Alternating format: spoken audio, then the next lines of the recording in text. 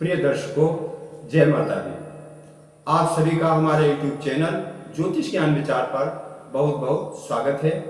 मित्रों, आज हम राशिफल के इस कार्यक्रम में मेष राशि के जातकों के लिए अक्टूबर महीने का राशिफल लेकर उपस्थित हैं। आप लोग हमारा वीडियो देखें और लाइक करें तथा हमारे चैनल को सब्सक्राइब करें। मित्रों, सबसे पहले एक दृष्टि डालते हैं ग्रहों की गोचर स्थिति पर। अक्टूबर महीने में 18 अक्टूबर तक सूर्यदेव का गोचर कन्या राशि पर हो रहा है।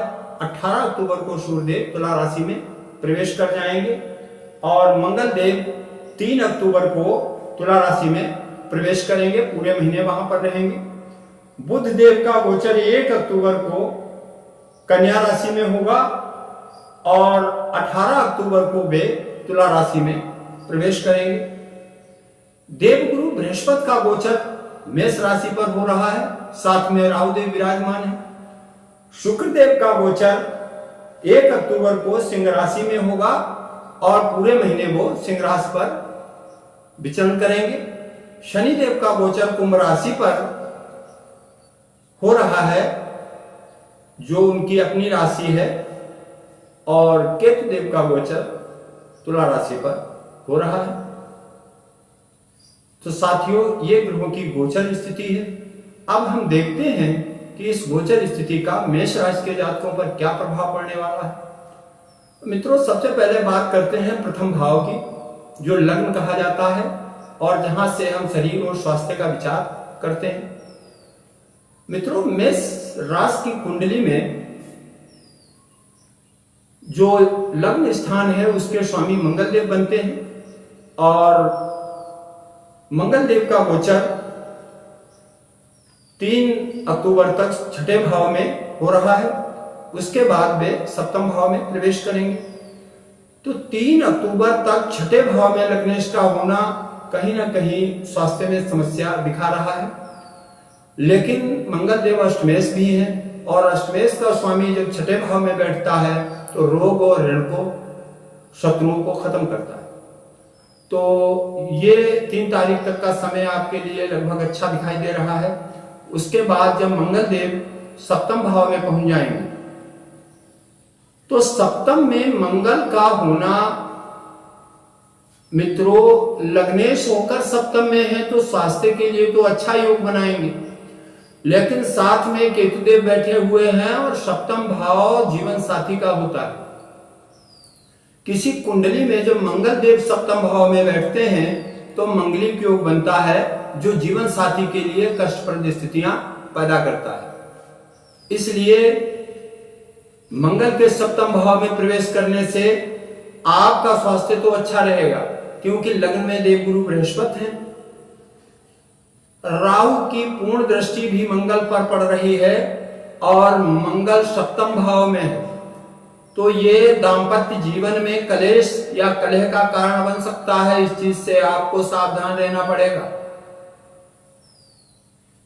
अब अगर बात करते हैं द्वितीय भाव की, तो मित्रों, द्वितीय भाव धन का होता है, कुटुंब का होता है, और आपकी कुंडली में द्वितीय भाव के स्वामी शुक्रदेव पंचम भाव में गोचर करेंगे।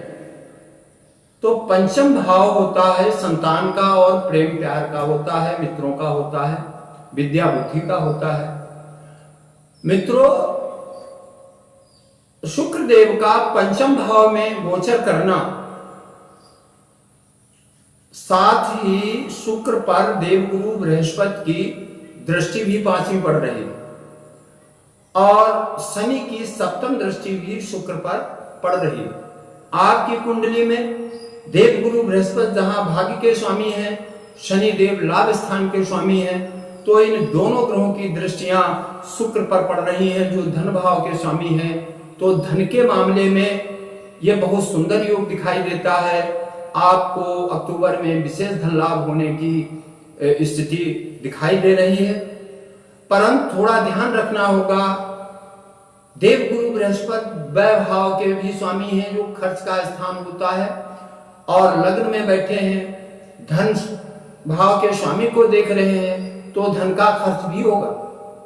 लेकिन देवगुरु एक ज्ञान और अध्यात्म और भक्ति देने वाले ग्रह होते हैं, तो ये हमें विवेक प्रदान करते हैं। इसलिए जब ये कभी खर्चा कराते हैं तो उचित कार्यों पर ही होता है, अनुचित कार्यों पर खर्चा नहीं होता।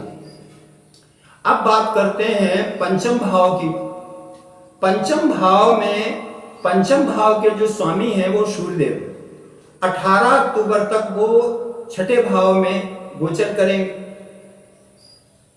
तो पंचमेश का षष्ठम भाव में गोचर करना पंचम भाव को कमजोर कर रहा है।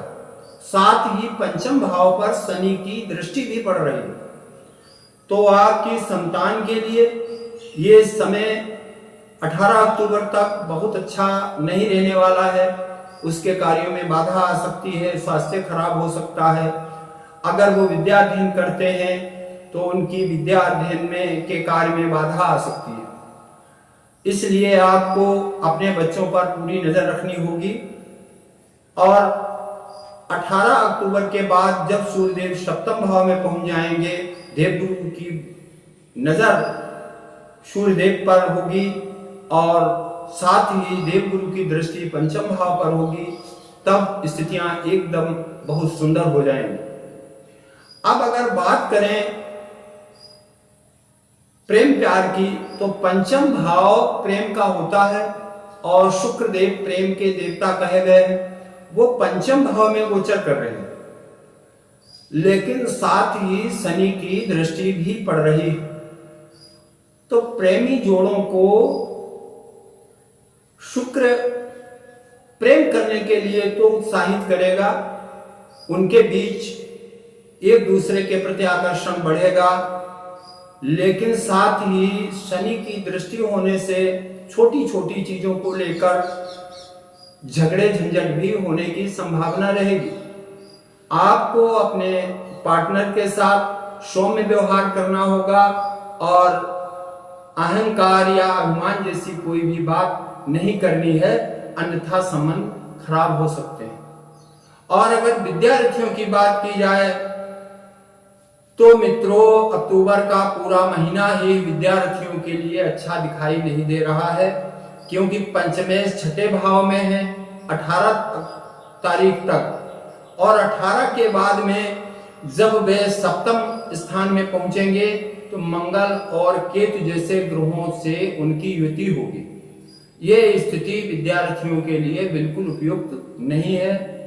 उन्हें अपनी पढ़ाई पर ध्यान देना होगा, अन्यथा ऐसा लग रहा है कि ऊंची क्लास के उच्च शिक्षा के विद्यार्थी प्रेम प्यार के पचड़े में पड़कर अपनी पढ़ाई को बर्बाद कर सकते हैं, ऐसा दिखाई दे रहा है।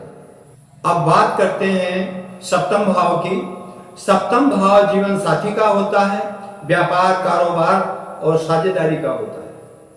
तो मित्रों, सबसे पहले आप ध्यान दें कि सप्तम भाव के स्वामी शुक्रदेव हैं, जो पंचम भाव में विराजमान है बुद्धि स्थान पर, और सप्तम भाव पर देवगुरु बृहस्पति की दृष्टि भी पड़ रही है, जो 12वें भाव के स्वामी हैं। साथ ही लग्नेश मंगल भी सप्तम भाव में विराजमान है। सप्तम भाव में मंगल होने से मंगलिक योग बनता है, जो दाम्पत्य सुख में बाधा डालता है। साथ ही केतु बैठा हुआ है। तो मित्रों, अपने जीवन साथी के स्वास्थ्य को लेके आप अलर्ट रहें, सबसे पहली बात। दूसरी बात, बता चुके हैं कि शनि की दृष्टि शुक्र पर पड़ रही है और राहु की दृष्टि भी, पंचम दृष्टि जो है वो शुक्र पर है। तो गलतफहमी एक दूसरे के मध्य पैदा हो सकती है, कंफ्यूजन हो सकता है, जिससे आपसी संबंध खराब हो सकते हैं। इस चीज को लेकर आपको थोड़ा सावधान रहना है, अपने जीवन साथी के स्वास्थ्य का ध्यान रखना है और उसका थोड़ा सम्मान करना है। अगर आप ऐसा करते हैं तो आपके लिए दाम्पत्य जीवन अच्छा रहेगा। कारोबार और व्यापार में वृद्धि का योग दिखाई दे रहा है। साझेदारी के मामलों में आपको अचानक लाभ हो सकता है। विदेशी क्षेत्रों से भी आपको लाभ की स्थिति दिखाई दे रही है। अब बात करते हैं भाग्य भाव की। तो मित्रों, भाग्य भाव के स्वामी देवगुरु बृहस्पति हैं, जो लग्न में बैठे हुए हैं और अपनी नवम दृष्टि से नवम भाव को देख भी रहे हैं, साथ ही वो द्वादश भाव के भी स्वामी। तो ऐसा लग रहा है कि वे जातक जो विदेश यात्रा करना चाहते हैं, उनके लिए अक्टूबर महीने में अवसर बनेंगे और वो विदेश की यात्रा कर पाएंगे। इसके साथ ही देवगुरु की कृपा उन्हें प्राप्त होगी, धर्म कर्म के कार्यों में मन लगेगा, कुछ धार्मिक कार्यों में खर्चा होने की भी संभावना बनेगी। कुल मिलाकर देवगुरु की कृपा आपको अक्टूबर महीने में मिलती रहेगी, ऐसा दिखाई दे रहा है। दसम भाव की बात की जाए, जो कैरियर का होता है, कारोबार, तो दसम भाव के स्वामी लाभ स्थान में है शनिदेव और स्वक्षेत्रीय हैं, साथ ही अपनी तृतीय दृष्टि से वो लग्न को भी देख रहे हैं।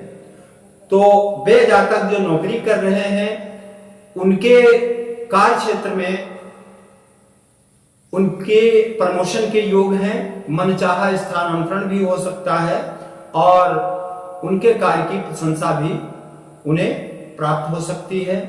जो जातक नौकरी की तलाश में हैं,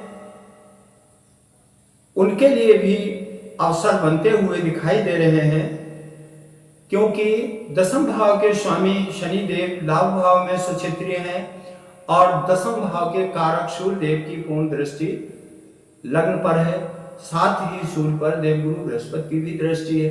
तो ऐसा योग बन रहा है कि जो जातक नौकरी की तलाश में हैं, उनकी तलाश पूरी होगी। लाभ भाव में शनिदेव स्वक्षेत्रीय विराजमान है। शनिदेव परिश्रम के ग्रह होते हैं, तो मित्रों आपको परिश्रम अधिक करना पड़ेगा ऐसा लग रहा है, लेकिन उसका पूरा लाभ भी आपको प्राप्त होगा और अक्टूबर का महीना आपके लिए अच्छा रहेगा। तो कुल मिलाकर मेष राशि के जातकों को अक्टूबर के महीने में अच्छा योग बन रहा है। 18 अक्टूबर तक सूर्य देव छठे भाव में रहेंगे, शत्रुहंता योग भी है, धन भाव का योग बहुत सुंदर है, लाभ भाव की भी स्थिति अच्छी है। तो मित्रों पूरा महीना बहुत सुंदर है, शुभ योग बन रहे हैं, इस समय का लाभ उठाएं। और इसी के साथ हम अपना आज का वीडियो पूरा करते हैं, फिर मिलेंगे। जय